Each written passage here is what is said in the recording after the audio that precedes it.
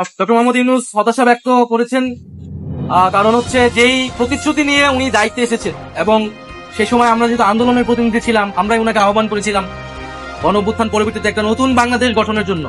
এবং শুধু ডক্টর মোহাম্মদ ইউনূস বা এই সরকার নয়, সেই সময় যারা আমরা আন্দোলন করেছিলাম, বিরোধী ফ্যাসিবাদ বিরোধী রাজনৈতিক দলের নেতৃবৃন্দ সকলেই কিন্তু সেই প্রতিশ্রুতি জনগণের কাছে ব্যক্ত করেছিল যে একটা নতুন বাংলাদেশ এবং সেটি সংস্কারের মধ্যে দিয়েই নতুন বাংলাদেশ পাওয়া সম্ভব। সেই নতুন বাংলাদেশের প্রতিশ্রুতি থেকে কোনো কোনো পক্ষ সরে আসছে বলে ডক্টর মোহাম্মদ ইউনূসের মনে হচ্ছে এবং ওনাকে চাপ প্রয়োগ করে বিভিন্ন দাবি আদায়ের চেষ্টা চলছে। এর ফলে আসলে এইভাবে ওনার পক্ষে কাজ করা সম্ভব নয় এবং সংস্কার বা পরিবর্তন আনা সম্ভব নয়। তো সেই জায়গাতে উনি হতাশা ব্যক্ত করেন। আমাদের জায়গা থেকে আমরা বলেছি যে কোন রাজনৈতিক দল নয়, উনি যাতে জনগণের প্রতি, গণঅভ্যুত্থানকারী ছাত্র জনতার প্রতি কমিটেড হন এবং সেই জায়গায় কাজ করতে উনি ওনার দৃঢ়তা ব্যক্ত করেন।